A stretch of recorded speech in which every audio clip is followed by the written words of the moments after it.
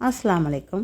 வாங்க ஒரு குட்டி மினி விலாக் பார்க்கலாம். என்ன பார்க்க போகிறோம்னா சிக்கன் பிரியாணி. ரொம்ப சூப்பராக ஜம்முன்னு இருக்கும். எப்படி செய்யணும்னு பார்க்கலாம் வாங்க.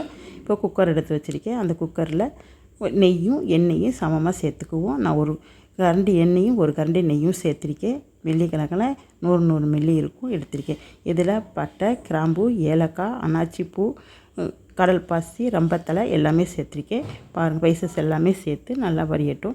நல்லா பொரியுதுங்க. வெங்காயம் 4 வெங்காயம், பெரிய வெங்காயம் 2 பெரிய தக்காளி, 3 தக்காளி, 5 பச்சை மிளகாய், மல்லித்தலை, புதினாத்தலை எல்லாமே எடுத்து வச்சுருக்கேன். இப்போ நல்லா ஸ்பைசஸ் எல்லாமே பொரிஞ்சிருச்சு.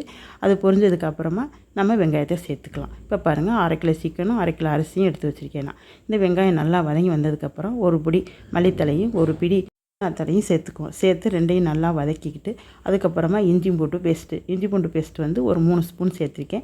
அதை சேர்த்து நல்லா வதக்கிக்கிடுவோம். நல்லா வதங்கினதுக்கப்புறமா தக்காளி 3 தக்காளி கட் பண்ணி வச்சுருக்கேன். அதையும் சேர்த்து நல்லா வதக்கிக்கிடுவோம். நல்லா வதங்கினதுக்கப்புறமா நம்ம சிக்கனை சேர்த்துக்குவோம். சிக்கனை சேர்த்து நல்லா மிக்ஸ் பண்ணி விட்டு நல்லா பிரட்டி விட்டு வேக விடணும். அதிலே நல்லா வேகணும். 1 ஸ்பூன் பிரியாணி மசாலாவும் ஒரு ஸ்பூன் வந்து மிளகாய்த்தூள், 1/2 ஸ்பூன் கரம் மசாலா தூள், வீட்டிலேயே ரெடி பண்ண கரம் மசாலா தூள், இதை சேர்த்து நல்லா வதக்கிக்கிடுவோம். நல்லா வதங்கணும். அப்போ அதோடு சேர்த்து உப்பு சேர்த்துக்கிடுவோம். கல் உப்பு சேர்த்து நல்லா வதக்கிக்கிடுவோம். நல்லா வதங்கட்டும். அதுக்கப்புறம் நம்ம வந்து தயிர் சேர்த்துக்கலாம். தயிர் ஒரு 100 மில்லி சேர்த்து நல்லா வதக்கிக்கிடுவோம். நல்லா வதங்கட்டும். நல்லா எல்லாமே சேர்த்து மசாலாவோட நல்லா வதங்கணும். அப்போ தான் நல்லாயிருக்கும். இந்த சிக்கன் வந்து சாப்பிட்றப்ப டேஸ்ட்டாக இருக்கும். அதோட ஒரு லெமன் பெரிய லெமன் எடுத்து அதில் பாதி ஆஃப் லெமன் புழிஞ்சு வச்சுருக்கேன். அதையும் சேர்த்துக்குவோம். அதையும் சேர்த்து நல்லா பிரட்டி விட்டு நல்லா சிக்கன் அதிலே 3/4 வேக்காடு வேகிற மாதிரி வேக வச்சுக்குவோம். அதுக்கப்புறம் தண்ணி நான் வந்து 1/2 கிலோ அரிசி எடுத்திருக்கேன். அது 2 டம்ளர் இருந்துச்சு, பெரிய டம்ளர்னால்.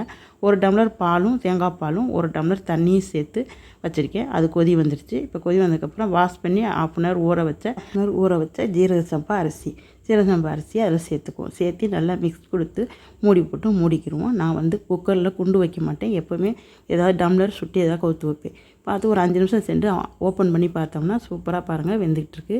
இப்போ நல்லா பிரட்டி விட்டுக்குவோம். அரிசியும் தண்ணியும் நல்லா பின்னி வந்துருச்சு பாருங்கள். ரொம்ப சூப்பராக பின்னி வந்துருச்சு பாருங்கள். இப்போ மறுபடியும் மூடி ஒரு 5 நிமிஷம் சென்று பார்க்கலாம். இப்போ மறுபடியும் ஓப்பன் பண்ணி பார்ப்போம் வாங்க எப்படி இருக்குதுன்னு. இந்த சூப்பரான ஜம்முன்னு பிரியாணி வந்துருச்சு பாருங்கள். எப்படின்னு நல்லா பிரண்டு வந்துருச்சு. தண்ணியெல்லாம் வற்றி சூப்பராக வந்துருச்சு பாருங்கள். இப்போ நல்லா பிரட்டி விட்டுக்குவோம்.